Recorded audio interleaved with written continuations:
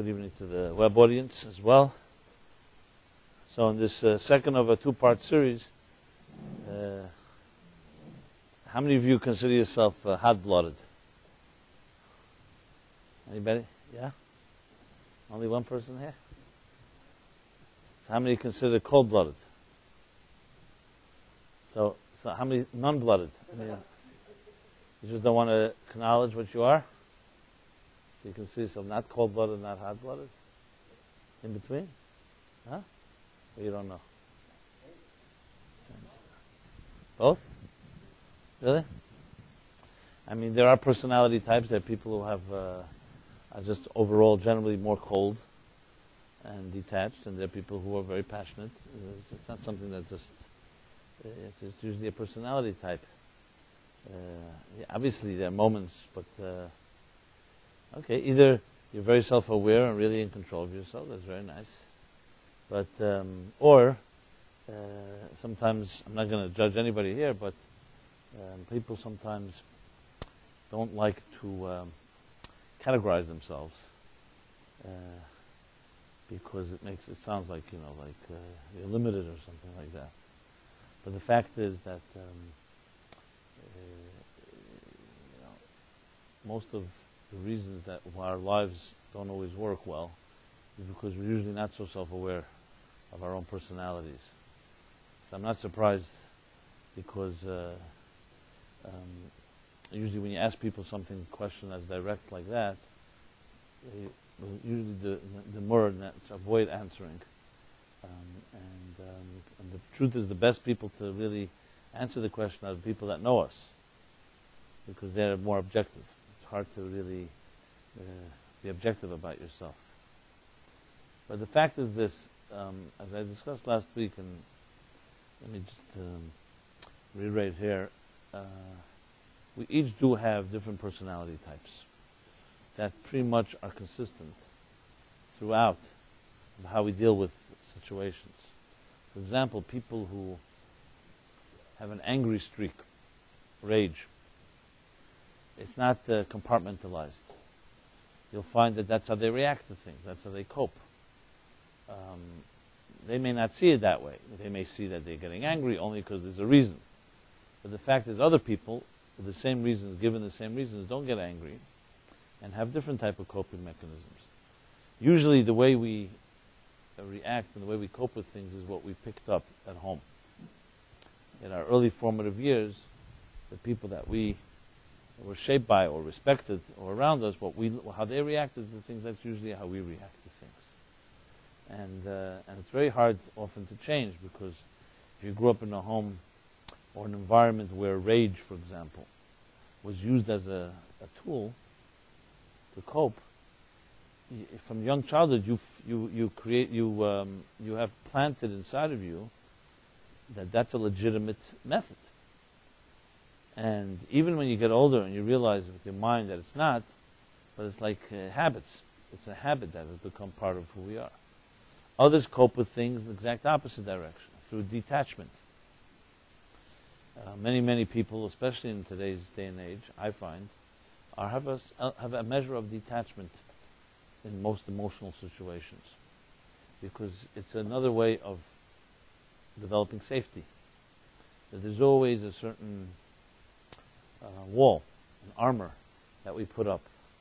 Now we all need to protect ourselves, but there's protecting yourself from a position of strength, and it's protecting yourself from a position of weakness. And if it's from weakness, these tools become also really traps. Because remember, whatever you don't let it go in, you also don't let out. When there's a wall works both ways.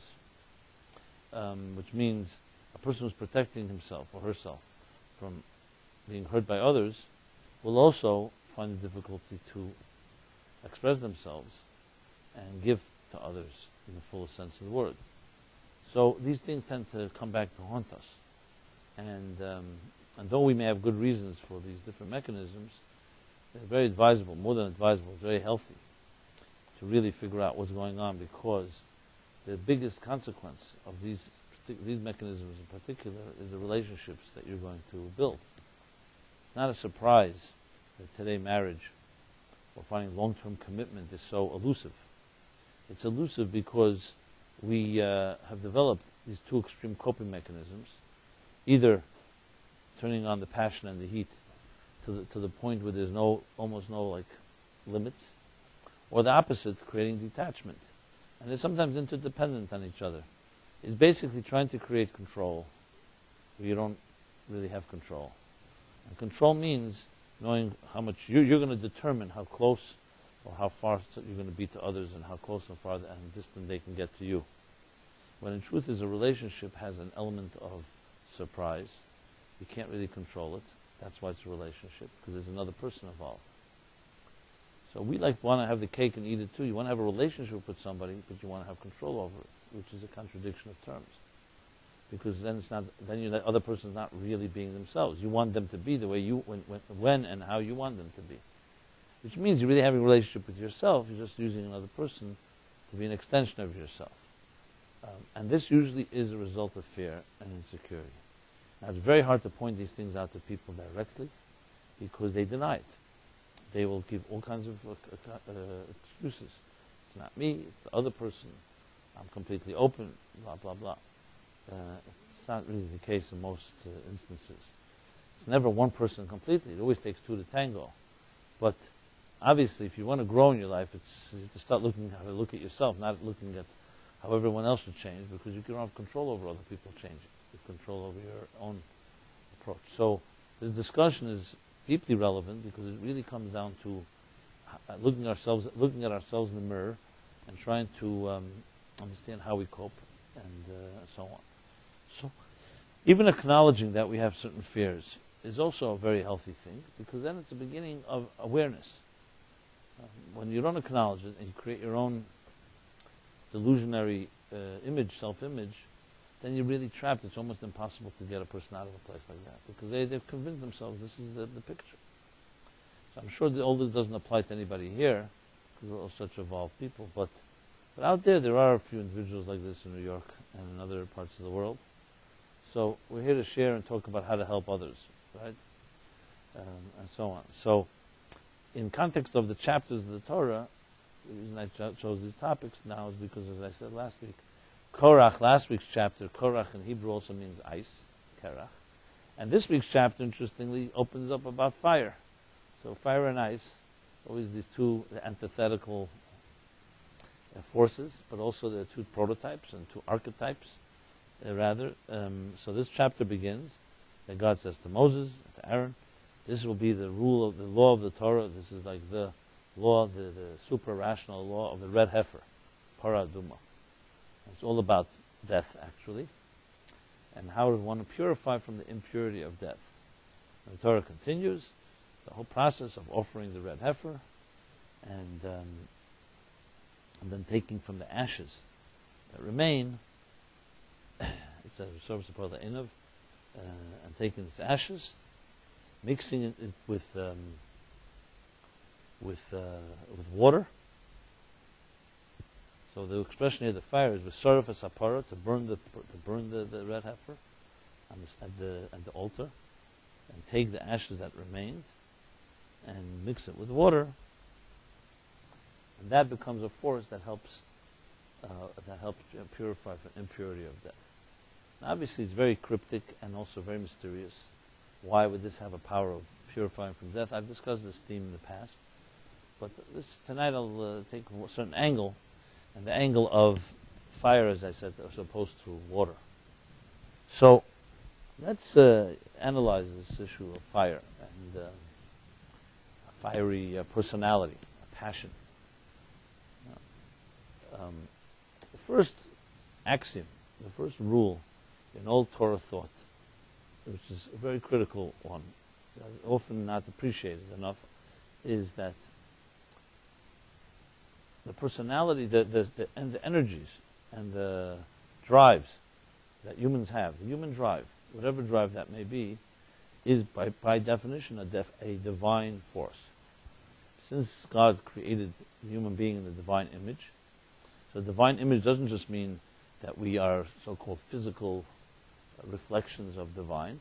It also means our personalities and the forces that make us tick, the energy within us is essentially divine nature. What we do with energy, on the other hand, that can be either divine, neutral, or destructive. The opposite of divine, diabolical. They say divine and diabolical. So, but the energy itself inside of a person is always a divine force. The fact that we have drives, whatever drive it may be, sexual drives, other passionate drives to succeed, to ambitions, dreams, aspirations, is per se a divine force. Again, like anything that's powerful, think of fire. We could not exist without fire. When I say fire, I mean warmth, the light. Without the sun, without fire that we can light, couldn't exist without the warmth. This earth would be a few miles more distant from the sun. There would be no life. It would be a little closer to the sun. There would also be no life. So fire is a good example, just like water in a way, of everything in moderation. Meaning, when you're too close to the fire, you get burned. You're too far from it, you get frozen. So you need a perfect balance of knowing of closeness and distance from fire to make it part of what life is about. In many ways, almost all of life is on that type of precarious slope, like a thin line. Go a little too far here, it's destructive. A little too far this way, it's also destructive. It's to be in between, perfectly in between. Water, we cannot live without water. Not just to drink water. 75% of the body is water. 75% of the earth is water. 2/3 of the earth is actually water, not 75%. And water is necessary on all levels, yet water can also create a flood, a deluge. And the same water that makes us grow, makes life grow, makes food grow, vegetation grow, can also become a destructive force if it's not moderated. So the ocean has unbelievable power. The earth would not be an earth without an ocean. The oceans that regulate the climate and regulate the rainfall and all the mysterious interactions. But the ocean also has a boundary that it doesn't intrude on the boundary to land. And if it would, what we call a tsunami, or worse, it would be a flood that would destroy life. So if you now apply this to psychological water on fire, the same is true. We have psychological forces in our lives. And the truth is, the teachers and mentors and parents are the ones that recognize the forces in their children or students or friends, and don't attempt to destroy or diminish these forces. They attempt to help a person channel them. Unfortunately, what happens most education, because of fear, discipline ends up mostly crushing often the spirit of a human being. So instead of channeling our strongest passions, we end up weakening them, and they remain locked and repressed inside of a person. And especially you look at creative people have a lot of creativity inside of them. Our school systems are not really tailored for that. The school system is tailored mostly for the average student, not for the excellent one and not for the very poor one. Because resources, or whatever the reason is. So when someone has extraordinary skills, but they also may have quirks that come with that, you don't have many resources and many institutions that know how to channel properly. Many psychological issues that people suffer from, very much connected to energies within them that just simply never found a way to express themselves. So they either became deeply repressed and withheld, and there's frustration because they're so bottled up, or the other extreme, where they come out with such force that they destroy everything around them. So when you talk about forces like love, passion, any type of energy, these are forces of fire. They're very fiery and passionate forces. However, like anything that is powerful, it can go two ways. Kol hagadol mechavere yitzrei gadol mimenu, the Talmud says. The greater the person, the greater the challenges. Because a person who has a lot of strength and energy can be very destructive too. A person who doesn't have so much energy, they may not be constructive, but how much damage can they do? They can't do the same. A raging fire can do a lot more damage than a small little flame. So the passions inside of us are, as we're born, they're untamed, and as we grow, they begin to express themselves. And this is a key thing. You can't see it. You can't see it in the naked eye. You meet somebody, you don't really know. You meet somebody that may appear to be a passionate person. You have no idea what potential passion they have within inside themselves. And vice versa. You may meet somebody who seems very unpassionate, dispassionate, and someone who does not have really, doesn't seem like very driven. They may have deep passion inside that has been so locked up that they're terrified of accessing it, because they've been silenced, or they've been told that it's not healthy, etc., etc. So I find in my own work that the most destructive people I meet are the ones that have those greatest strengths. And unfortunately, it's misdirected.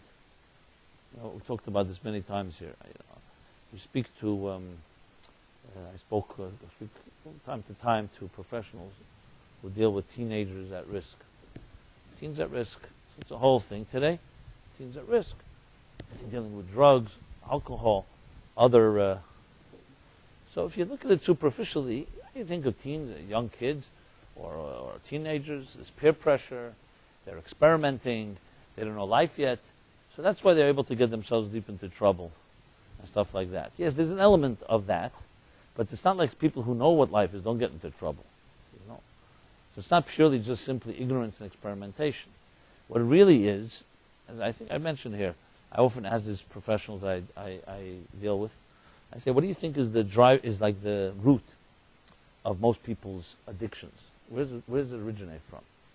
It's not like somebody decides one day I'm going to become addicted. It doesn't work that way. No addict wants to be addicted. Nobody wants to be dependent on anything. So where does it come from? Why would someone even allow themselves to be taken control by another force? Whether it's gambling, or sexuality, or pornography, or as I said, drugs or alcohol and so on. The answer is that there's a vacuum. A vacuum. Like I think I mentioned this last week or a few weeks ago, speaking to teenagers.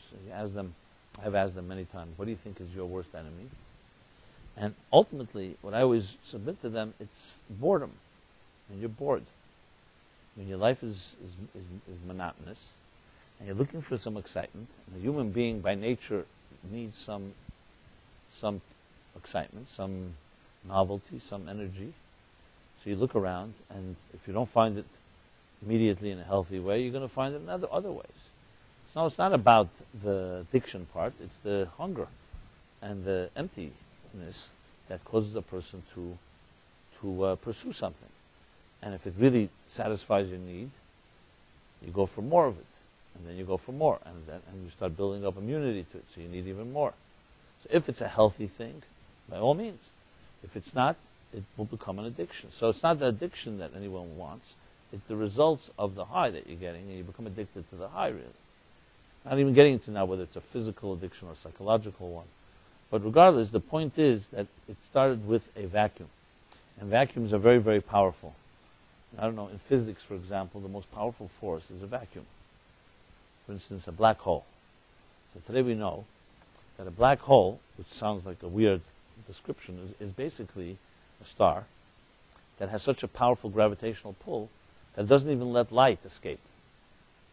So imagine, we know gravity draws objects to it. For example, I throw up an object, it'll fall, because the gravitational pull of the Earth causes things, draws it back to Earth. So you could throw something up a mile high, it's going to come back down.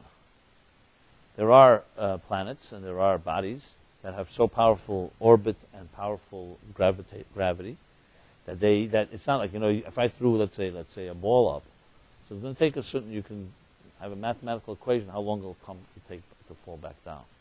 But there are planets, as I said, and bodies, especially larger ones, that are so powerful that it'll draw things down even faster. Now, light, for example, actually defies gravity on Earth. We can give off light. Like if you shined out a light from, so you were standing out in the street, and there was someone a million miles away in outer space, they would see it. I mean, it had to be strong enough, and it would take time till it reaches them. But just like we see stars, we see starlight, and we see sunlight, and we see moonlight. So light, even though the sun and the moon and all these bodies that give off light have gravity, but they allow light to escape. But then there are bodies, and they were discovered really by accident. They were discovered through extrapolation, because astronomers and scientists were able to witness parts in the solar systems that seemed like they were dragging. They saw planets and stars around it being affected by some type of gravitational pull, but they didn't see what's dragging them. Like, it's like, imagine an invisible force. So if you see, for example, the sun and some type of meteorite or other comet or comes too close to the orbit of the sun, it's very obvious the sun's gravitational pull will draw that comet closer until it will vaporize. But there are areas that they witness in the solar system. You don't see anything, but you see it's affecting a whole body around it. And no one understood why. Because why can't they see what is that force? Until somebody posited the idea that maybe that force is so powerful, it's not letting the light even escape, so you can't see it. You can't see a body that's not giving off light. But you could see its impact. You could see that it's causing it's disrupting the orbits of forces within millions of miles of that particular thing. So they gave it the name black hole because it's a hole. It's black because it doesn't let any light out. But its gravitational pull is so powerful it doesn't even let light escape. I remember first reading and researching it myself. It was quite fascinating to me, not just from a physics point of view, because you have in Kabbalah literally words that are exactly those same words. For example, in the beginning of the Zohar, and we're talking about a 2,000-year-old text, it begins early in the beginning of the Zohar. It talks about a lamp of darkness, a dark lamp. What does a dark lamp mean? It's a contradiction of terms. A lamp gives off light. What does a dark lamp mean? So when you read it on its own, it's a cryptic. But the Arizal, the great mystic and Kabbalist, explains the dark lamp as being what the Arizal later explained is the Tzimtzum Harishon, the vacuum that God created in order to allow this universe to exist, a type of concealment of the divine light. And if you think about it, open up the Bible, and it also begins with a cryptic statement about darkness. After the first verse that everybody knows, that in the beginning God created heaven and earth, what's the next verse? It says, "Va'aretz haysa tohu v'vayu." The earth was, in Yiddish Shiva they used to say pust and vist, or it means chaotic and empty, whatever you want to call, whatever that means, tohu v'vayu. And then it says, "V'cheshach al pnei ha'tohem," and darkness all over existence. Tohem is like the entirety of what exists. And then it continues, "V'ruach Elokim," and there's a spirit of the divine that hovers over it. Al pnei ha'mayim, that hovers over the water. What does this mean? When you start realizing, in context of, like an example with physics, the black hole, you realize that energy takes two shapes. There's energy that you see, and there's energy you don't see.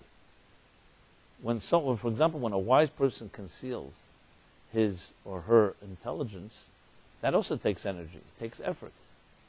As a matter of fact, you could argue that the effort to conceal takes more energy than to give.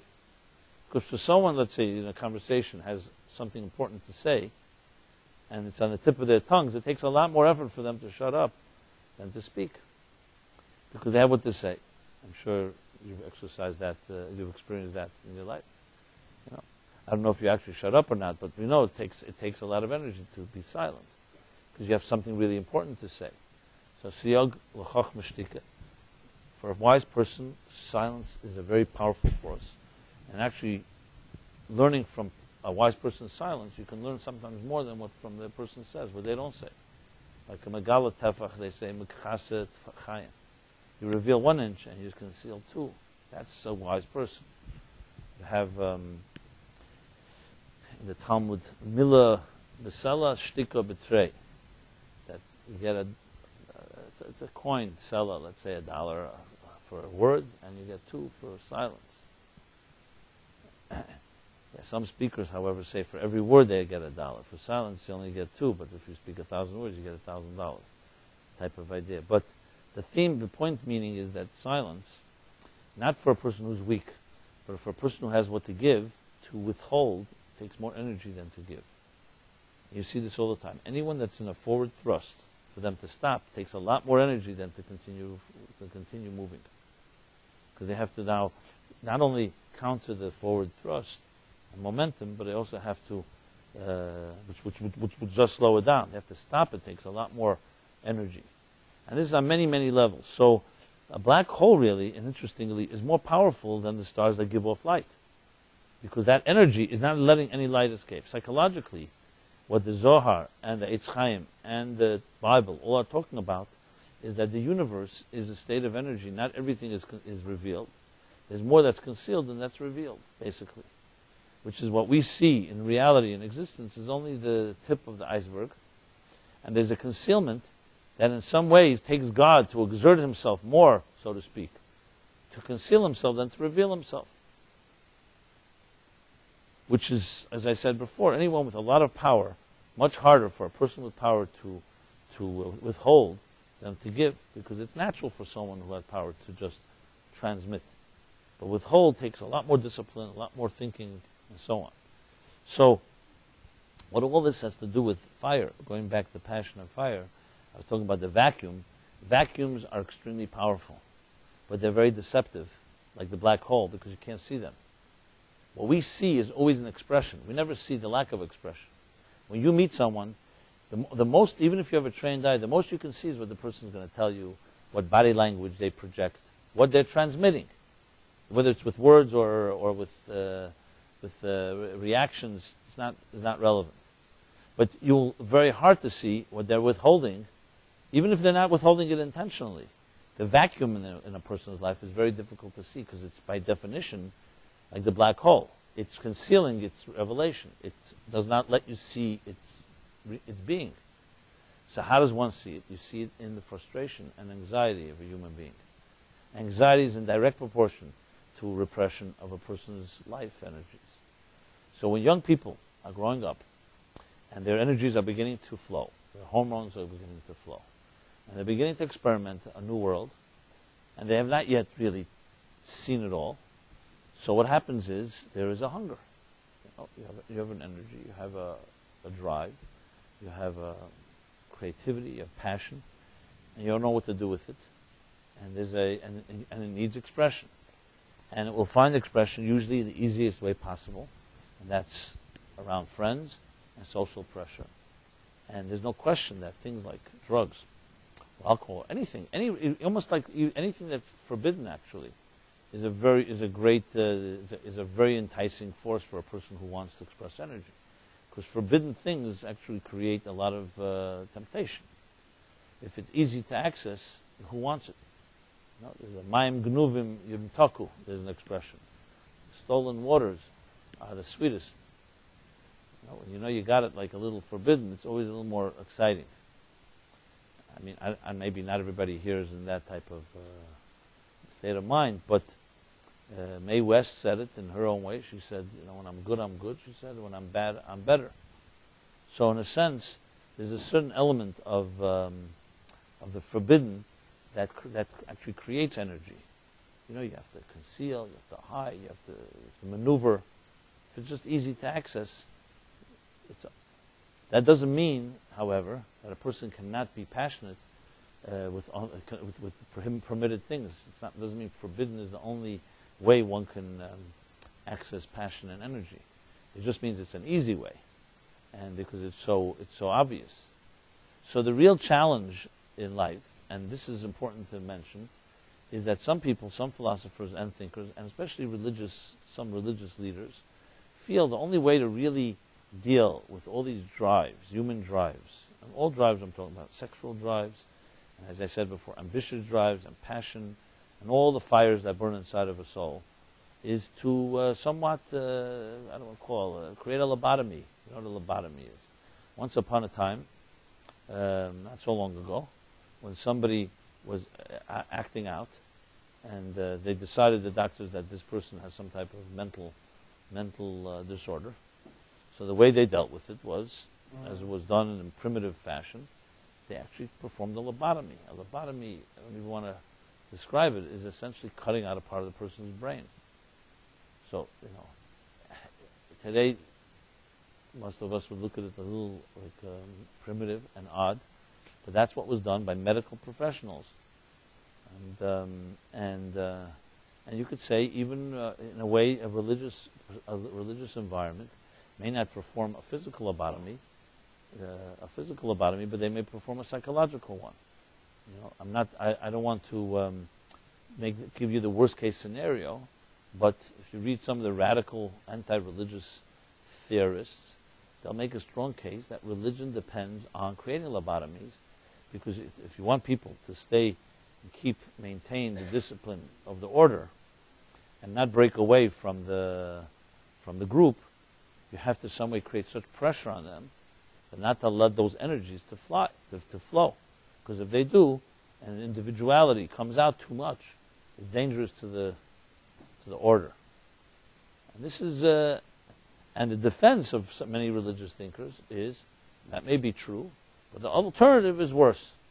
So they'll call it like a necessary lobotomy, like a necessary evil, because people's passions are dangerous, and therefore if you let them everyone act out according to their own so-called inner voice and free spirit, you're going to have chaos and anarchy. So there's a certain importance to have a suppressing people psychologically or in other fashions, or peer pressure, and social pressure, and all the things that come in group mentality, herd mentality, to keep people under some control, because at least then there's some order, some discipline. That's usually the way the argument is framed. These two schools of thought. One argues that religion in that sense is a suppressive, unhealthy force. Doesn't let people be natural and just be themselves and just express themselves. And the other says, that may be true, we don't let, but there's a benefit to it, because if you let it out, people will ultimately self-destruct and hurt each other and kill each other. Which you can make the argument that any democracy, even a democracy like the United States, where individuality is worshipped and a Bill of Rights and every person has the right to pursue happiness and so on, there's freedoms that are guaranteed. But it's not black and white. Not every freedom is guaranteed. If a guy, God forbid, gets up on a Brooklyn Bridge or wants to commit suicide, there's no freedom there. They mobilize the police force and the fire and so on and so forth to convince this person. Now, if the person says, hey, it's my life, why are you mixing it? And let's say it's a person who doesn't have a family, so it's not affecting anyone else. It's my life. I'm alone. I want to take my life. Because whether you justify it or not, because this society has made the decision that suicide is unhealthy, and there's something wrong with a person if he wants to commit suicide. And you don't let him say, my life belongs to me, because it's destructive to society if you allow that to happen. So even in the most free democratic societies, even the most libertarian societies, there's no such thing as absolutely everything is free, because you're dealing with coexistence. And that's why you find many, many laws in this country that are very arbitrary, meaning the law of the land will not dictate. They'll say, every community, you decide what kind of books you want in your library. How much tolerance how much will you tolerate in certain sexual standards or other stuff like that. A lot of it the Supreme Court will not rule, because it will just throw it back to the states and to each the jurisdiction of the particular constituency. And there are parts in this country that are extremely conservative and parts that are very liberal. And that's considered to be part of the structure. And in many ways, it is a virtue, because it shows different standards. You don't like to live in that community, move to another community, so to speak. That's your freedom. No one's going to force it to you, but if you come to that community. And the battle rages. Every few years we hear another battle between the people who are claiming freedom of rights and the other ones claiming you're infringing on our principles. Remember when the Nazis marched in Skokie, Illinois, years ago? So there's on one hand free assembly, that people can assemble even if they have a despicable cause, because where do you draw the line? On the other hand, they're offended. And I'm not here to take position on this. Obviously, as a Jew, it offended me as well. But it's a debate that has to be addressed, and it's not that black and white. My point I'm trying to make here is there's no real complete extreme. There's impossible to make the argument for free spiritedness without creating anarchy. So even the most liberal of free spirits that does not believe in almost any rules have to agree to that simply because it's a necessity. You, for example, will not give people the freedom whether you want to pass a red light or not, even though there's no moral issue. You're not like doing something immoral if you pass a red light. It's not some type of religious law. but it's a law that will destroy this society because you won't be able to have coexistence. I mean, not just physical red lights, but also all the different mores and rules that we have in our society. But as far as the extremes I described earlier, like what you do, what they say in your bedroom, so to speak, or what you do in your heart and soul, where 500 years ago or 300 years ago, monarchs or the church decided what people could and could not do, even in their privacy, that has changed in the sense that people have rights, that you can't just come in and just intrude on a person's. But religious thinking people, and this is where they're under religious state, they want to regulate what people do in their privacy. So there's a debate there. But here's the problem, and this is what I'm addressing here. If, as I said earlier, that our passions and desires and fires are divine, because that's how we were wired, and it's only what's not divine is how you use that fire. So by suppressing it, even in the name of not hurting anyone else, or in the name of coexistence, or the name of not allowing anarchy, what you're in effect doing is you're suppressing a divine force in this world. And how could that be consistent with any true religious system? If God, in other words, created us with creativity, and some children are very eager and very, very driven to read. You know, some kids are just voracious readers. They read and read, and they read. And let's say a religious parent doesn't like the idea because they don't know what the child will read next. You know, today they'll read something permissible in the standards of the parent, and tomorrow not. So there are parents who will forbid books in that child's room or home, and so on. So, you know, you can control that maybe when the child is 5 years old. When the child turns 15 years old, and there's libraries, and there are other places you can get books, and today is the internet, and so on. Not something you can just control forever. So, and this is, I'm not just giving you some type of theoretical case. These are real case studies of extreme religious people who feel that their child has an inclination, let's say, for art or for music, that these are evil forces, basically. So that's why I want to state at the outset. Evil forces who created music and art and the need to read. Yeah, human beings write books and compose music. But the idea of a soul being drawn to music is a divine thing, that God created us that way. So then you have to basically say that God created us with strengths and energy that really God wants us to suppress, which theologically is a major problem. Why would God do that? Okay, so just to go take the argument all the way, well, that's called the Yetzer Hara. God wants you to suppress your evil inclination. But you see, here's the distinction. To want to read is not necessarily an evil inclination. Because if you don't want to read, you also may not want to study Torah either. You know, wanting to read is a neutral statement. It's a force inside of a spirit. What you read, you can argue some things you read are healthy, some things you read are unhealthy. And this is a critical element in this whole talk about what I started this evening about fire and ice, about hot-bloodedness and cold-bloodedness. We're born with different personalities. The personality types are always divine, because these are divine image, created in the divine image. And every energy, as I said before, an axiom is every energy created in this universe is a divine force. What happens next is what we do with it. And to go ahead and basically say that a person's choice contaminates the energy is not Jewish thinking. Because there's no devil that has more power than God. You cannot contaminate God's universe. You can contaminate your choices, and you can contaminate your life, but you cannot basically say, like for example, the Talmud says like this, that one of the philosophers asked Rabbi Akiva if God didn't want to have idol worship, and idol worship in the olden days was, a lot of it was sun worship and moon worship. Okay, people who worship the sun worshippers and moon worshippers. So he asked Rabbi Akiva, if God didn't want idol worship, why didn't he destroy the sun and the moon? Okay. Which seems to be that would be the best solution. That way, you destroy the sun and the moon, so there's nothing to worship. Obviously, there's other things you can find worshiping, so God ends up destroying everything. So that's what Rabbi Akiva answers. And he says, because of the fools, God is going to destroy his universe.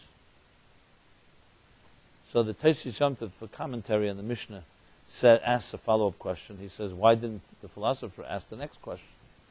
Why didn't God destroy the fools? So obviously the answer to that, he didn't need to ask that question because that goes down to free will. You cannot take away free will. So we have a universe with a lot of energy, and a sun and moon obviously is just a metaphor for anything in this universe. It could be sun, moon, it can be electricity, and it can be nuclear energy and atomic energy, and every form of energy that we are now tapping into when we build our gadgets and our technology.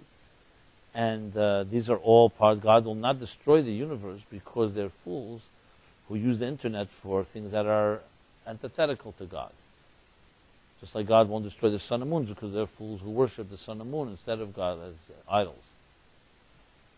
So we have free choice because these are forces that God put into nature. And this is also true within us, that every energy you have within you is a divine force. The fact that you use it, or you may use it for something negative, God is not going to destroy the energy because you may use it negative. He wants us to be wise enough to have the discretion and knowing how to use it, how to channel it, how to direct it.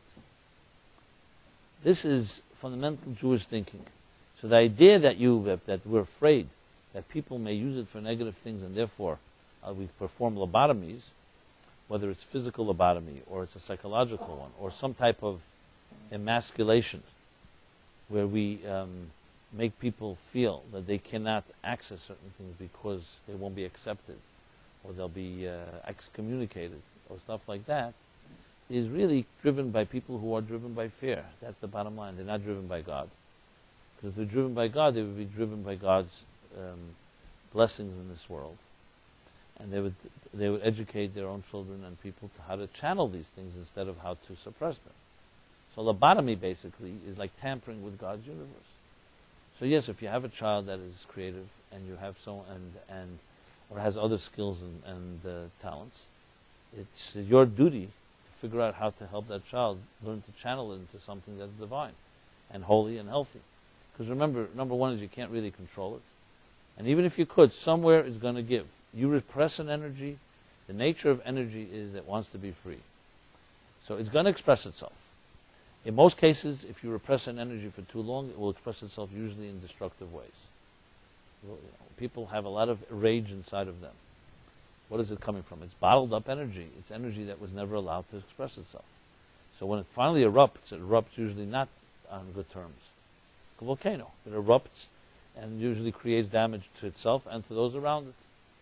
So repressed energy is always an unhealthy thing. So you can distract someone, you can keep them busy. It never works. But above all, it's ultimately, as I said before, it's divine energy. I have a nephew who was one of 17 children. Okay? And he from young age, he demonstrated very profound musical talent. At 5 years old, he was already sitting at a piano and playing beautiful songs without any lessons. No, it was clear that he had like this type of gift that some have, and at the same time, a gift like that comes with other things. He was quite eccentric, didn't have what's called Sitzfleisch, the ability to sit on a class for too long. He was different than his friends. I mean, he was a mentally healthy person, meaning there was no mental, but he was wired differently. So his talent of music really was a dominant thing. Now, I witnessed this because I was watching his parents, what they're going to do with this. Because clearly he was having trouble at school, couldn't stay, undisciplined. He didn't have patience to read and do his homework and stuff like that. It was just not him. Now, I saw with my own eyes how they could have destroyed his life forever, without a doubt, because I've seen that too. Here it happened to be healthy parents and very religious. It's not like they're liberal and all that. Very religious but they're very healthy. And fear is not their driving force in their lives. And their children are mostly very conservative. But this child, they bought him a piano, and it's not like a common thing you do in an ultra-Orthodox home necessarily. And they gave him this type of. They didn't like say to him, "No, you don't have to go to school." They didn't give in to that. But basically, were very lax, didn't allow, and talked to the teachers and made it very clear that he's a kid, he's different, and that's the bottom line. And if we're going to try to reshape him, we're going to destroy him. I don't even know if they had to say that. They were healthy enough to just realize it. But they protected him. So everything was lax. Like, it wasn't like he came home and said, we did bad in homework, he was yelled at. But at the same time, it wasn't like easy, because you want him to grow up also with friends, and you don't want to just become a loner, just with a piano at home. And very fascinating. He's married today, extremely healthy kid. He's not a kid anymore. I mean, he's 25 years old. And I saw with my own eyes how it could have gone two different directions. And they were healthy, and he's a great guy. And his energy was allowed to express itself. Plus, of course, teaching him that you have to negotiate. You live in a world with other people, and there is school, there's expectations. So it's not like he was spoiled to the point where he realizes he doesn't have to answer to anything, just his own eccentric personality. And they turned into a gem. Now, of course, unfortunately, this is an exception. In most cases, it's not like that. And this is, you could say, hey, it makes so much sense, but I've seen parents that have done a lot of damage. And not because the parents don't like their child. Every natural parent loves his child. It's just because they're screwed up in some way, meaning their own fears, they project. It's like my disappointment. My child is not doing what I want him to do. It's about me instead of about the child. That's number one, a certain selflessness to know what's good for your child, not what's necessarily good for you. And two, even looking at religion in a healthy way, that religion is not just some force of suppression, suppress individuality or the fires and passions in a person. It's about channeling them, because you realize God created all these forces. And yes, even sexuality, which may be the most consuming of all forces that can create the most damage. When a person gets consumed on that level, it can be the ugliest and darkest part of a human being, is a divine force. That's basic Judaism. It's not coming from the evil side. Can it be used?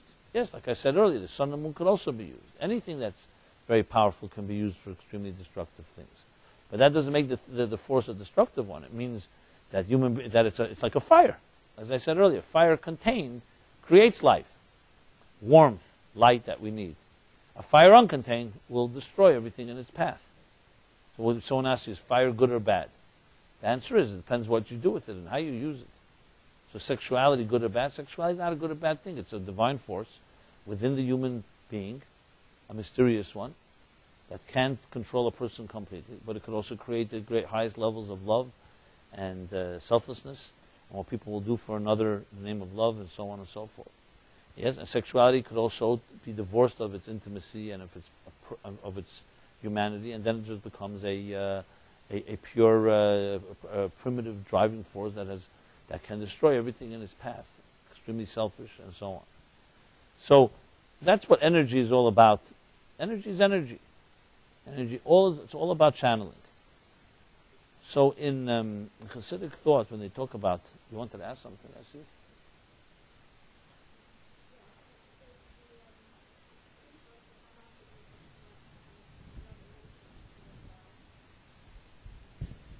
That's the second half of the class. First I talk about imbalance. That's always like that. See, I wanted to resonate with people, so first we have to talk about what people relate to as imbalance. And then we try to bring it to balance. Yeah, that's where that should be the goal, yeah. yeah. No, that's good. That's great. So have you mastered this balance? Yeah. Okay. Me too. Yes, balance is a good word. I was going to use it soon. It is a Hebrew word for it as well, which I'll soon address. But I wanted to go back to this discussion. So in Hasidic thought, when it talks about personality types, in this case we're talking about being cold-blooded or hot-blooded. Before you came, some of you, I asked the question here, how many here are hot-blooded? Only one person raised their hand. And then I asked how many people are cold-blooded, and nobody raised their hand. So what third option is there? I'm not really sure. So I was told that sometimes I'm hot-blooded, sometimes I'm cold-blooded. Or I think I'm in the group called undecided. No, I think. That's also a category. But my point is, the fact is that we do use different tools. Some of us use detachment and coldness to cope. When there's something, we have a confrontation, there are people who cut off. And some people, confrontation, they just go in with the whole force and they just make it worse. And the balanced approach is much rarer, especially when you're subjective and you're bringing yourself and it's about you. When you're hurt or when you're being challenged, we usually gravitate to our natural tools. We don't necessarily use our minds to create that type of balance. So, in talking about these type of personality types, I was saying last week, Pasha Korach, Kerach. Korach comes from the word Kerach, like ice. And this week, the fire, Sreifas Hapara, the fire of the burning of the red heifer. When you talk about it psychologically inside of us, that we have these personalities, there are upside and downside to every type of personality.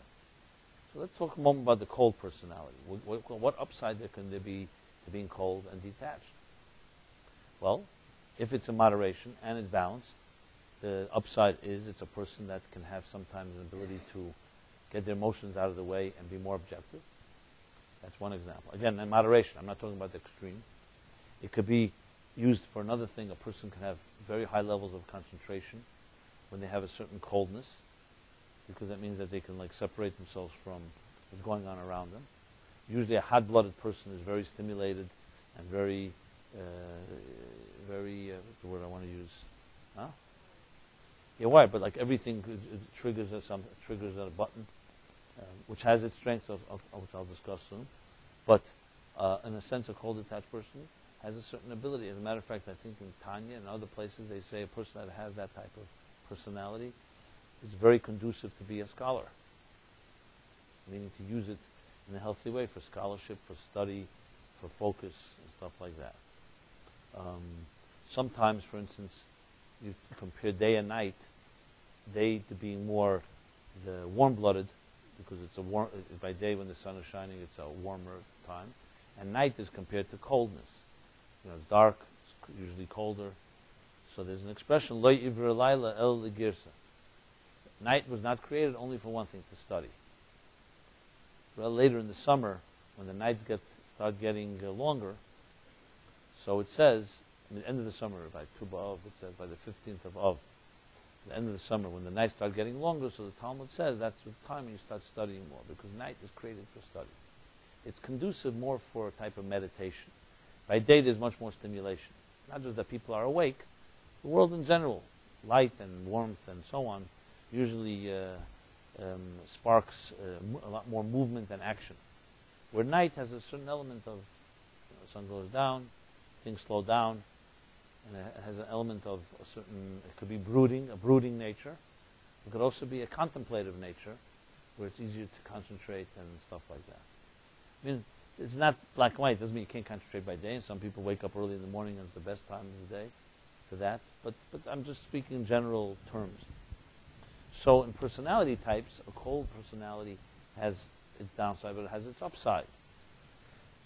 In the other extreme, the hot-blooded personality, so the downside, we know what the downside is. A person like that usually can get into a lot of trouble.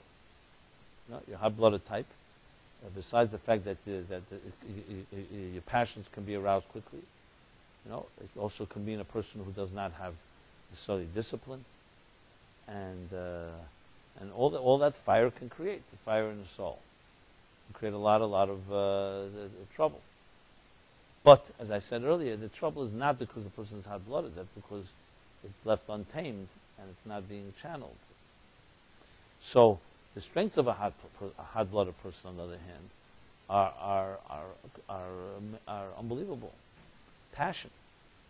When someone is passionate about a cause, about anything, that's a very powerful force. In relationships, passion. And I don't just mean it in the sexual sense. I mean passion in general. A person is passionate about things. Passionate about a commitment, passionate about a project, passionate with people around them. It's a sign of life. And coldness is sometimes described as a sign of lifelessness. You say a cold corpse. Cold, dark corpse. Lifelessness is identified with cold, an extreme cold, like things can't thrive. Our blood is warm blood after all is said and done.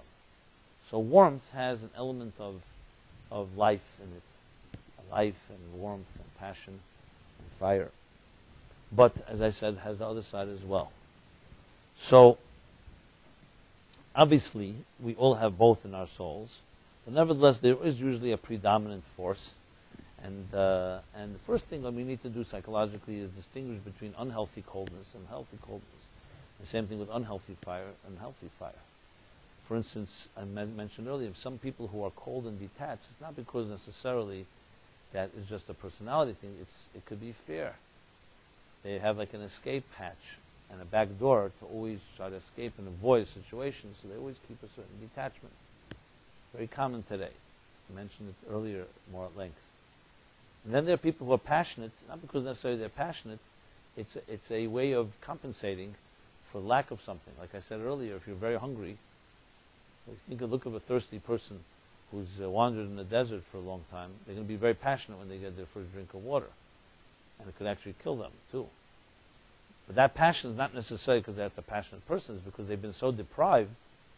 And when you're deprived, to compensate for it, you suddenly become very passionate. So, to distinguish between these two types of passion, a healthy, meaning coming from a healthy place or coming from deprivation, or the same thing with coldness, one that comes from a more healthy type of balanced detachment and objectivity, and the other coming from fear, is an art in its own right, because it's not so easy. Like look inside your own soul, and think about your own levels of detachment or levels of passion, and you'll see it's not so easy to determine where it comes from and how healthy it is. More importantly, it has the snowball effect.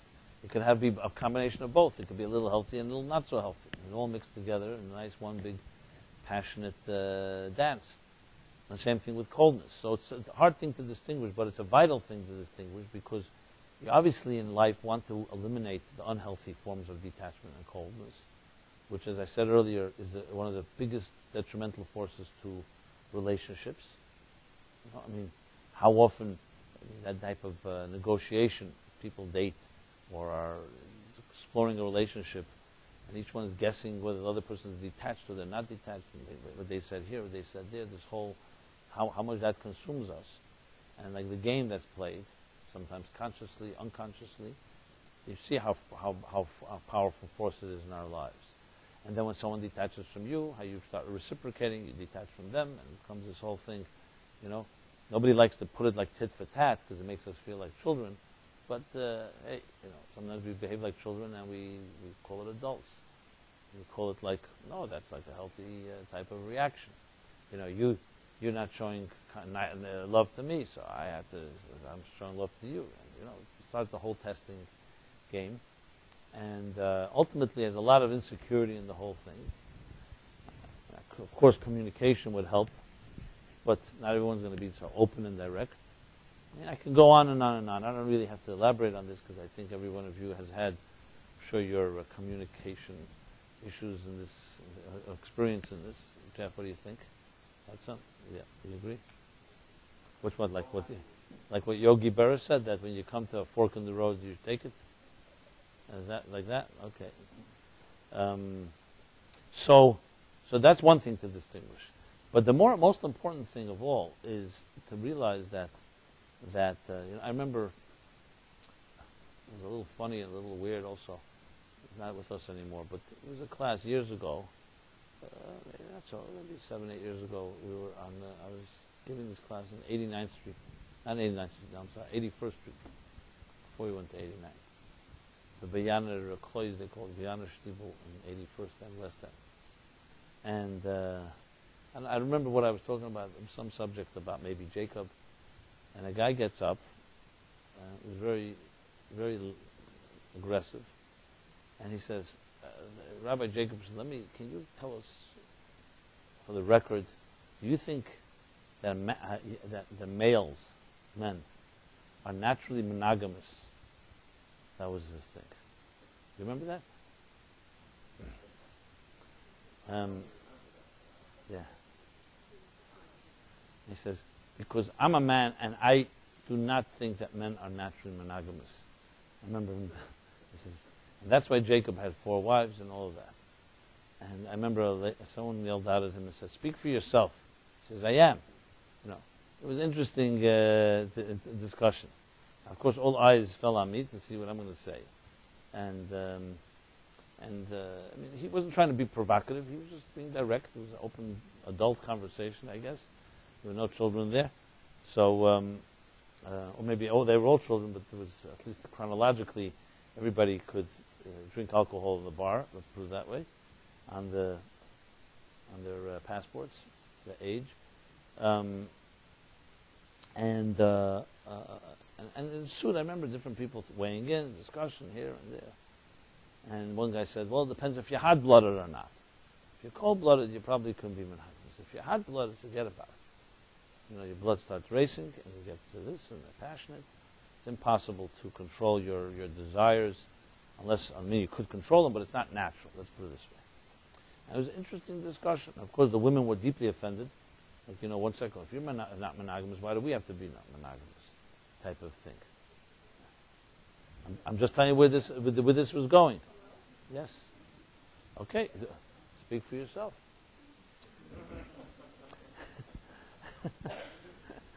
I hope this is not getting out of control here. It's online here. Everybody's watching. Who knows who's watching? Could be my rabbis are watching this. We're out of time? Okay, cut. Okay. Stay tuned next week. Right. And it was a very interesting conversation. And I was actually more invested in hearing what everyone had to say than hearing what I had to say. And I wanted to really think about it. Now, obviously, what comes into play here are so many factors, because how do we even know what's really natural? Natural.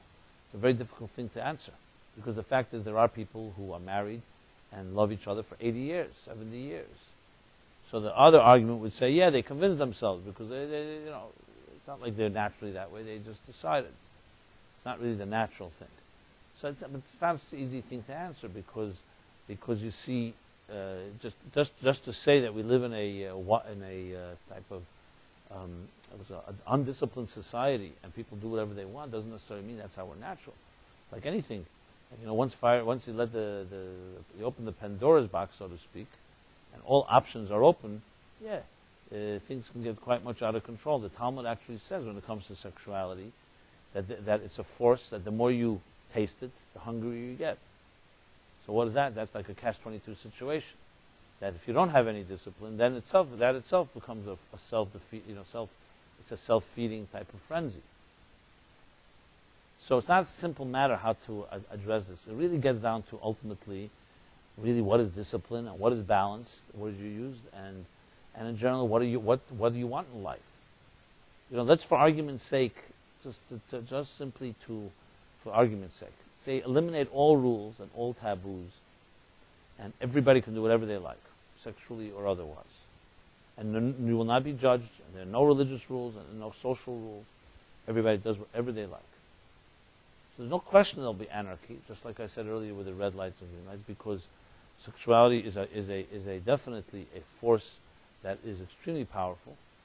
It creates unbelievable competitiveness, unbelievable jealousies, unbelievable fears and insecurities, and unleashed, it's a monster. What would it do to a society? There are societies that were destroyed by unbridled sexuality on all levels. So what's the argument? The other extreme, which is to control it, we know equally is who's going to control it, who's controlling, who's telling people what to do, what not to do. So the truth is, it's not the theme of this class, even though I see everybody's very intrigued by this for obvious reasons.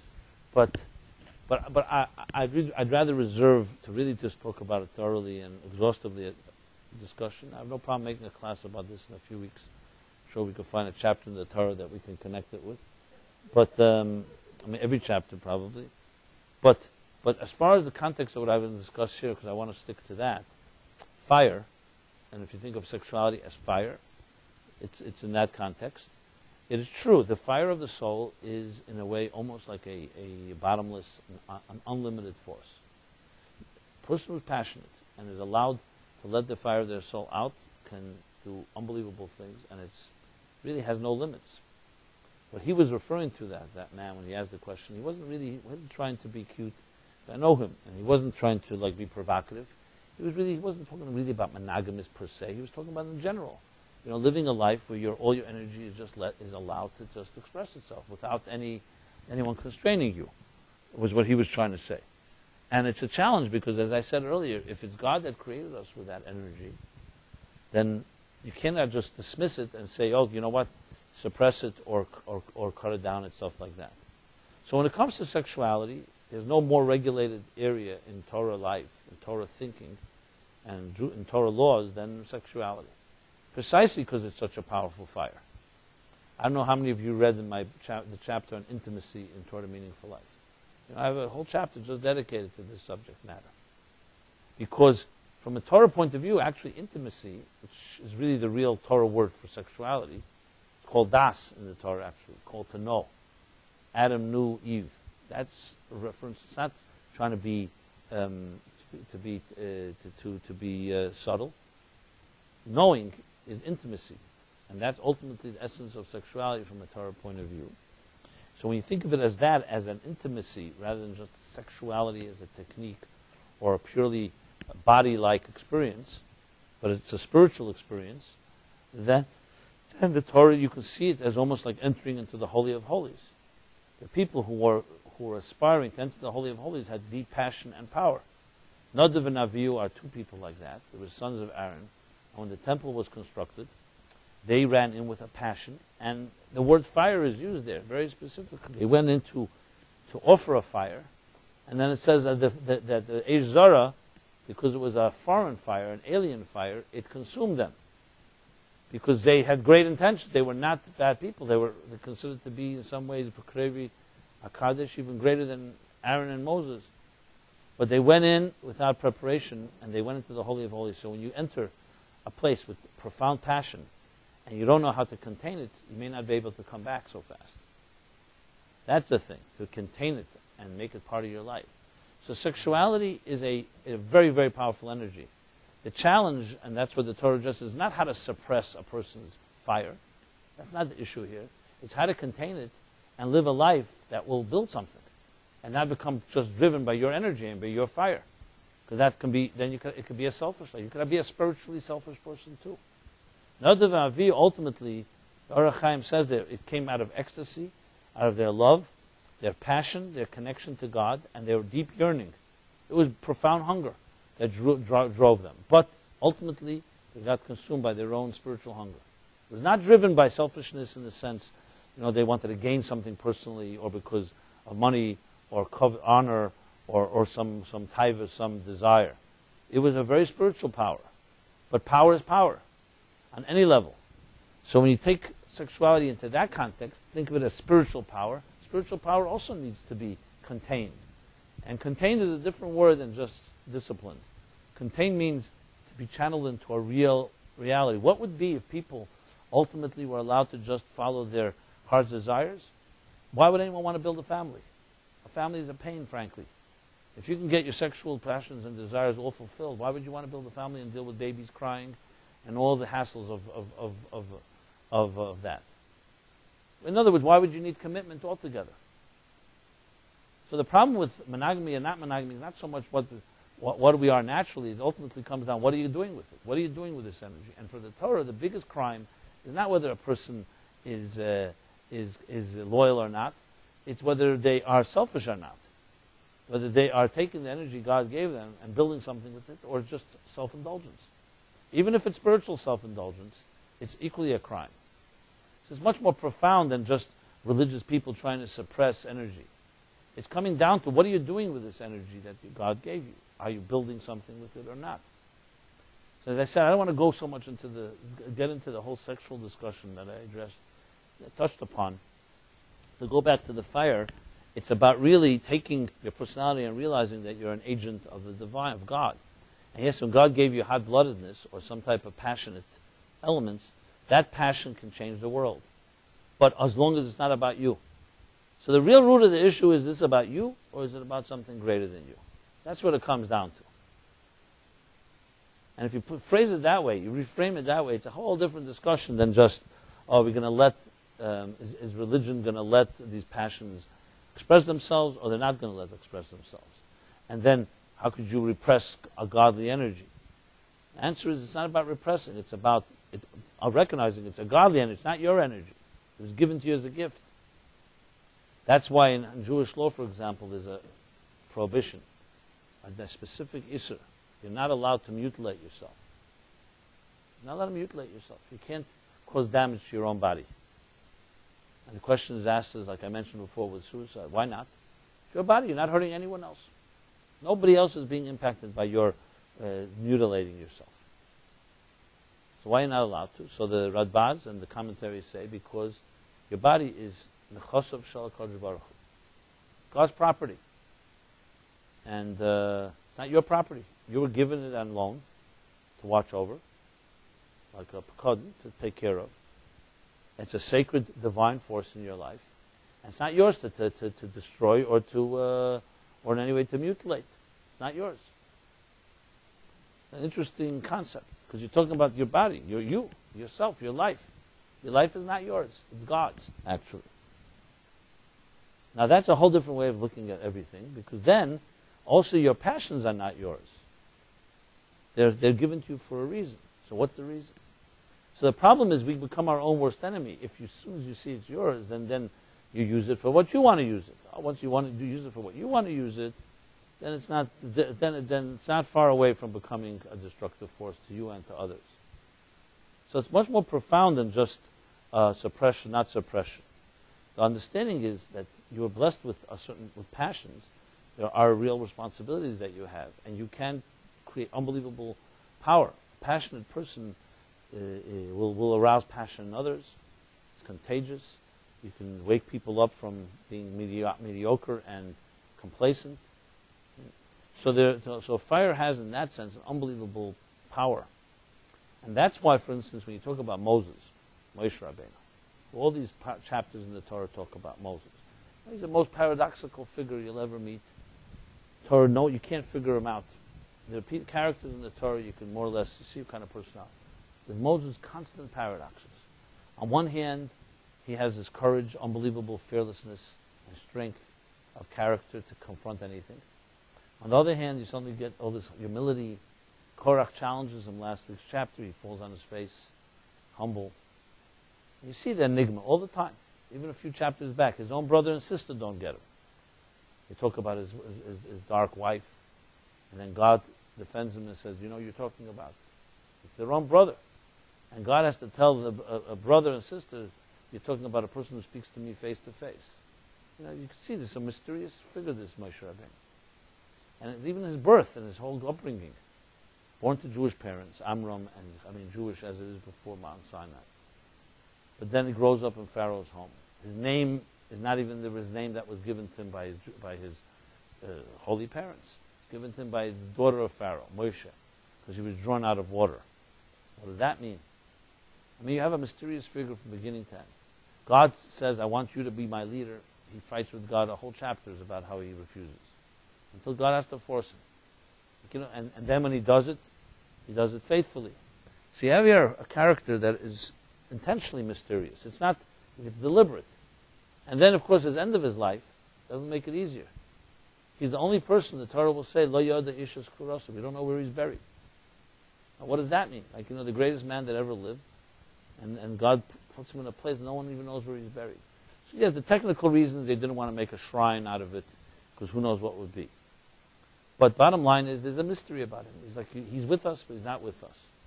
So when you read the Kabbalistic literature on Moshe Rabbeinu and Hasidic literature, you find what means a godly person. Yes, because he was half here and not half not here. It says, Isha Lekim. He was human, but he was also a godly person. In a way, it says also, each one of us has a Moshe inside of us, a Moses inside of us. It's actually based on the Talmud. The Talmud asks a question. Later in the Torah, we're going to read a verse that says like this: Moshe, Moses is speaking to the people at the end of his life, and he tells them, "Ba'ata Yisrael, now listen, Israel. Ma Hashem elokach shel mi'imach. What is God already asking of you? Not much.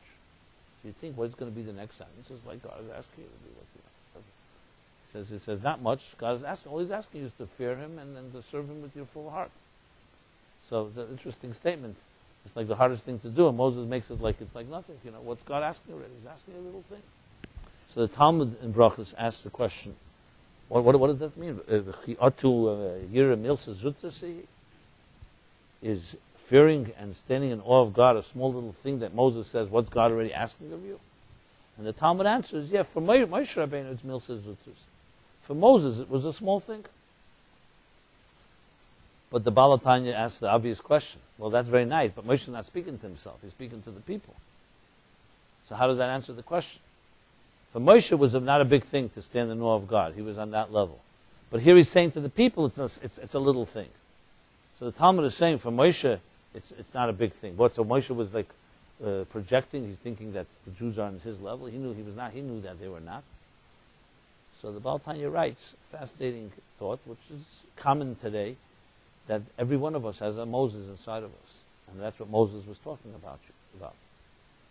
That's what the Talmud means. For Moshe, for the Moses inside each of us, it's not a big thing to stand in awe of God. Which means that we have choice, that we can access it. It's an unbelievable thought. That means the greatest person that ever lived, the only one that spoke to God face to face, like a man speaks to a friend. It's the Bible's words. God testifies to that. We each have a little part of that inside of us somewhere. So when you look at Moses, the thing that you see most is his absolute, that humility I mentioned. That he never took himself very seriously. That's the key to his paradox. So his greatness was not, he never felt it was his greatness. So they asked the question, it says, Moses was the humblest man, but you see that he fought for his, for God and fought for other causes. So how do you reconcile that with anav, humility? So in Hebrew there's two words. There's a thing called an anav, there's a thing called a shafel. Shafel means a person is like a low self-esteem. An anav means a humble person. How do you know the difference between a humble person and a person of low self-esteem? Right? You see somebody in the room is deferring to others. They're quiet. How do you know? Is it humility or is it low self-esteem? There's a major difference between the two. Humility is a person who's very self-aware of their strengths. They're not delusional. They know very well. Moses knew very much how his strengths. He knew God chose him. He knew what was going on. He went up to Mount Sinai. He studied the whole Torah with God. He knew what his power was. But here's the key thing. He never felt it was him. He said to himself, this was a gift that God gave me. And if someone else was born with the same gifts, they would have done more than I did. That's a fundamentally humble person. A humble person is not a delusional person who thinks that he doesn't have any strengths. He has all the strengths, but he doesn't think it's his. And if someone else had them, they'd accomplish more than they would have surpassed him. A shafel is a delusional person, a person who's convinced that I don't have any strengths. Basically, low self-esteem. It's not a person who knows and says, in a way, a shafel, the way I just described, low self-esteem is also arrogance. Because you're convinced that you decided, it's just arrogance that implodes instead of explodes. It's an arrogance, and some people are arrogant, they say, I'm a great person. This person's arrogant, saying, I'm a terrible person. And if you say to them, how do you know? They say, I know. That's called arrogant. What do you mean you know? How are you so sure? God doesn't create garbage.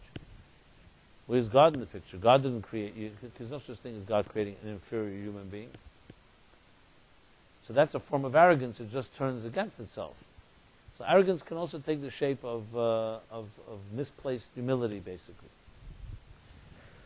So why is this so relevant to our discussion here? Is because it is Moses that God tells the story of the red heifer and the fire, and the secret of fire, and also the one to deal with Korah, the secret of ice.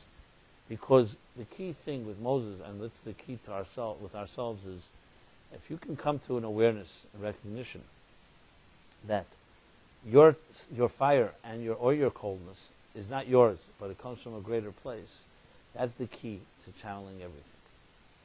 So it's not just about finding a kunst, a trick, or a method how to channel. The first most important thing is that it's not yours. It was given to you. Once you acknowledge that, everything becomes much easier to check. Because then you say to yourself, listen, since it's not me, what is necessary? What, in this particular situation, is it important for me to use this fire or not use the fire? Is passion required in this situation or not? And that type of selflessness makes it much easier to make decisions in this regard, rather than just following whatever your instincts are. So it's not about suppressing a person's individuality or powers. God forbid. It's not about suppressing. God does not give us strengths to just bottle them up or lock them up or create a lobotomy. It's about strengths and recognizing they're not yours. So they're not yours, then who are they? They're God's. So what does God want me to do with them? And then it's a whole different attitude. I have passion. I have a lot of hot-blooded passion. So how do I use it for something that's not just about me? And that allows a person to be able to take greater strengths and not have to lock them up. In a strange way, and I'm not mentioning names, but any type of strong religious pressure that forces people to conform and to suppress their strengths is exact opposite of what I'm saying now. It's all about you. Since it's about me and you, not about God's strengths. So fire is dangerous. Fire is dangerous. You have to suppress it. As soon as you say it's not about me and it's about God, that's not what most religion teaches. Most religion is teaching about me being more religious or not religious, and you're being less religious, and parents imposing it on children. It's all about. It's really what it is a human social structure to try to keep people in line. That's what it's about. It's dressed up as that's what God wants, that God doesn't want. But it's about people in a strange way. It can be more selfish than people who don't believe in God. Because it's all about me being religious or not being religious. When in truth the Torah's approach is not about you. There's a God that created you, gave you strengths, and He tells you how to use them and not to use them. It's not where you decide you're going to use them for what you want, and when you don't decide, when you decide that it's dangerous, you're not going to use it or not let others use them. It's a whole different type of humble attitude to a person's commitment. And in truth, in that sense, I don't know if it fits into the normative definition of religion as it's defined in our times. Because in this sense, it's really being godly more than being religious. That would be a much more accurate definition. What does God want you to do? Not what religion or some group or some community wants you to do. It's what does God want you to do? If that's the question, then you, like in that case where I said with my nephew, his parents, if they started asking what religion wants, they started talking to people, they'd say, you know what, this guy used to go to yeshiva, and blah, blah, blah, you can't play music, etc. But they looked at what does God want? Why did God create this child like this? And this has unbelievable long, far-reaching implications. I'll just use another example that's completely on a different end of things. Special children. So it's a very sensitive subject. You have parents who a child is born to them that's, God forbid, nobody should know of it, but somewhat, I mean, we call it special children, but somewhat incapacitated in some ways, mentally, Down syndrome, other handicaps, etc. So people think this euphemism you call special children is like politically correct. You don't want to call them handicapped or deficient, so we call them special. The truth is, it comes from an expression in the Talmud. The Talmud says, the Lashon Sagi Nahar. Lashon Sagi Nahar literally means, Sagi Nahar means a person with a lot of light. But a blind person in Hebrew is called Sagi Nahar, a person with a lot of light.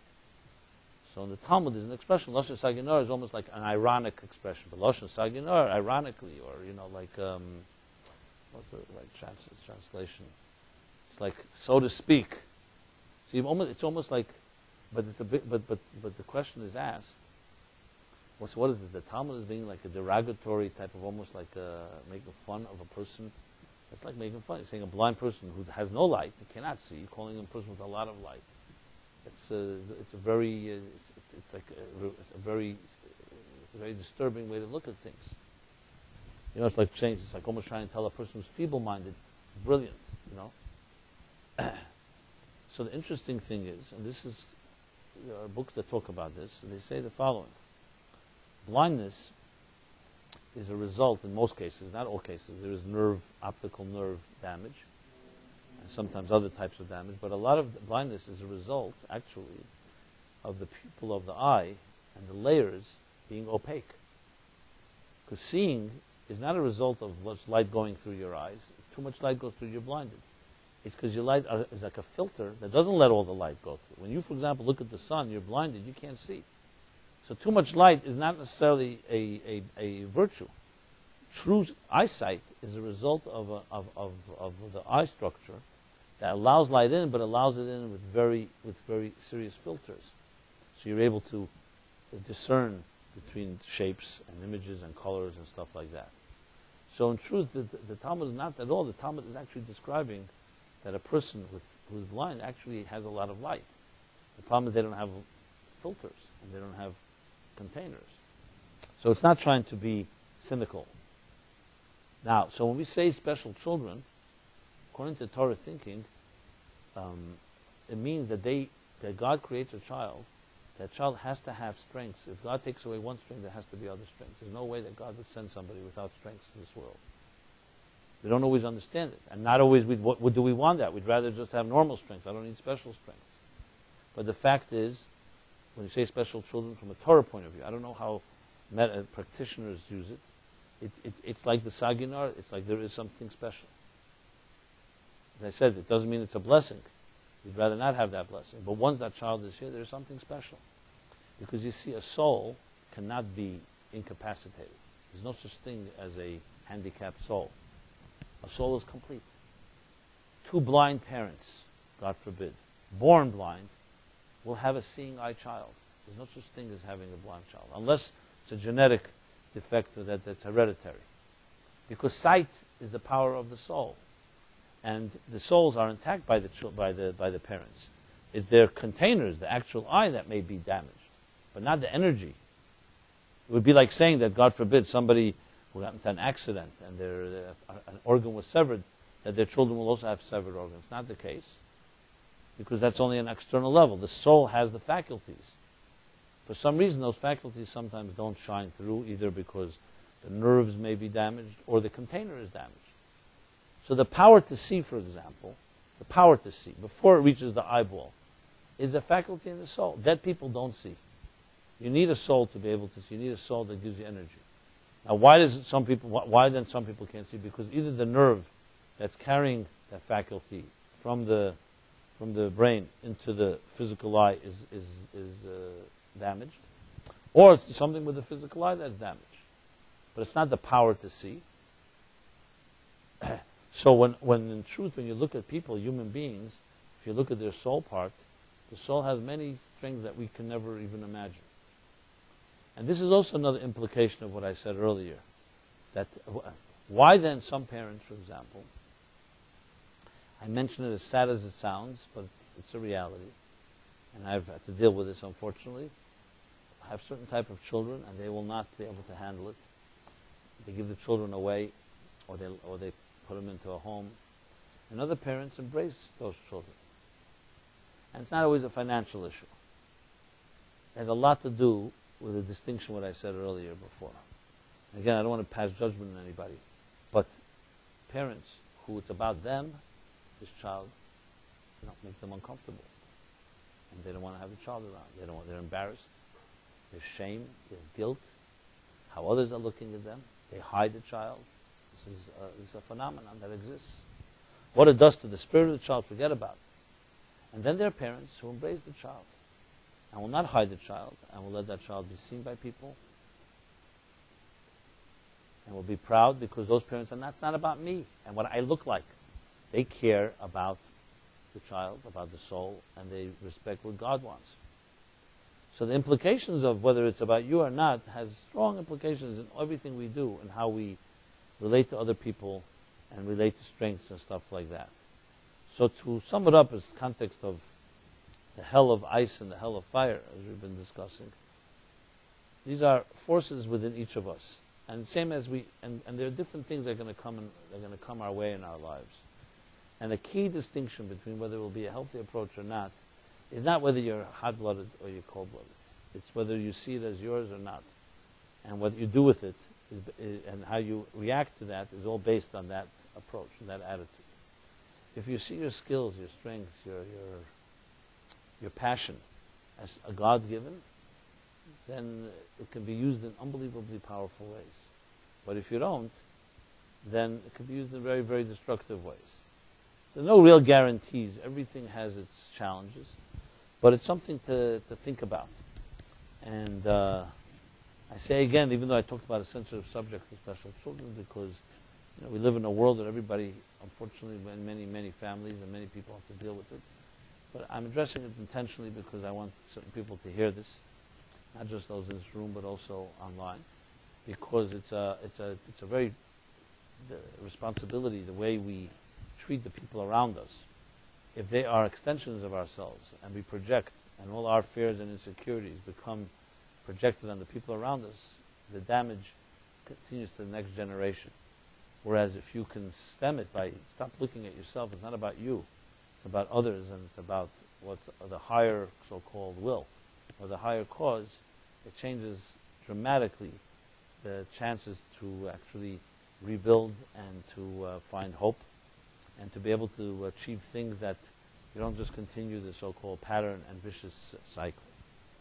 So, on a sum up note, the fires of the red heifer, we all have the fire within us. We each have fire in our souls. Some of us, maybe the fire has been concealed and suppressed. So, I don't know if this is the right blessing to say, but may your passions be ignited because they're divinely inspired, and but you should use them in the right ways. Some of us are afraid to let them get ignited because who knows where it's going to go. Well, that's part of the risks, and it's true. You have to look into it and see really to do things with certain checks and balances. But at the same time, it is a divine force inside of us. And those of us who have the fires out of control, I think it's a good opportunity to create some balance. Create some balance. The word in Hebrew I was going to use was tiferes. It's like the middle path, beauty, the harmony within diversity. It's finding the place that is like integration. Whenever I speak, I mean, I don't speak that often for extremists, but when I do speak for extremists, I always thank them because without knowing who's extreme right and who's extreme left, you wouldn't know where the middle will be. It's like you need to know the middle of the road, you need to know who's at the sides of the road. So extreme left liberals and extreme right wing can be somewhat of an asset to at least tell us where not to go, and just to know where you got to be in the middle. Like the Rambam says, always choose the middle path. And so remember, next time you meet extremists, or think about them, think that they also have a purpose to serve, because they can help create the parameters. And besides to know what not to do, but also to find a place in between the two extremes, which is always, as the Rambam says, the middle path is the way to go, except if a person has gone too far to the right. So the only way to get back to the middle is you have to go to the left. If you keep going straight, you're going to be wandering further and further. If you go too much to the left, you have to go a little more to the right. So there is a compensatory factor that has to be added in our lives. So I think the same can be applied to passion and fire and coldness and stuff like that. That sometimes if you've gone to one extreme too much, you need to balance it out. But I would have to say, because this topic is so volatile, so explosive, I would say that it's important to have good friends that can help you sounding board, to help make sure you're not going off on the deep end in any particular direction. Especially when you talk about fire and ice. These are pretty powerful, potent forces, and have to be used with discretion. So, I want to wish everybody a very, we're entering into the warm summer months. So warmth brings out all kinds of interesting things. On one hand, it says in the Torah that we learn Pirkei Avot in this period of time after Passover, because the passions of the heart begin to awaken. So you need to read the ethics of the fathers to keep yourself in line a bit. A little mussar, a little discipline. But on the other hand, it says in some Hasidic texts that it's easier to serve God in the summer than in the winter, because the sun is shining, and it's like the sun is Shemesh U'Magen Hashem Elokim. The sun is a symbol of godliness, light and warmth is a sign of spiritual power. So this is not a contradiction, because as I said earlier, wherever there's a lot of warmth and heat and passion, there's always going to be both sides of it. So as we enter the summer, I think it's a good, interesting exercise, how to use the heat of the summer heat, and in the sultry heat of the summer, let's put it this way, in healthy ways. So everyone should have a healthy summer. That doesn't mean we're not here throughout the summer. It just means that it's a blessing. So this class will continue next Wednesday night, as we do every Wednesday. And I'll probably designate a subject on this topic called sexuality, intimacy, or whatever the title will give. And for those that come to Philip's class, Philip is in Israel, so will be back, I don't know, when, next week? Yeah. Well, we'll announce it. Even though I've been saying it for the last 2 weeks, we're literally going to send out tomorrow an announcement about a bunch of programs. So the 24th here, we're having a film screening. It's Thursday, the 24th of June. The Human Experience. So you can see a trailer of it if you go to our websites. You'll have also opportunity to talk to the director and the actors and some of the people. It could be a pretty interesting film. It's a film, I've seen it, so I recommend it. Film of hope. Pretty interesting story. And that's on the 24th. And then we're starting a few series in the next few weeks, the end of June and July. And I will also be doing another webinar. It's called 8 Secrets. I won't tell you what the secret's about. You'll get it in the email. Mysterious secrets. So, and with that being said, let's see, the class is dedicated by Spencer again. Spencer Schneider, in honor of everyone who gets uplifted by this class. Okay? It's a very uplifting dedication. And mention human experience. And again, feel free to call upon us, Meaningful Life Center, myself, Velvel, our entire team, see us as a family, if you like, extended family, friends that are here to, we're all in this journey together. And please stay in touch anyway. If you're not coming to the class, if you don't mind, please give us your email if you haven't. You can stay in touch through a weekly email that I write or other announcements we make. And what else can I add? Anything I missed? Available? Huh? Announcements. So it's always an honor to spend time with you and share our majestic spiritual journey together. Everyone have a good week and a good night, and stay warm and passionate. Good night. Thank you.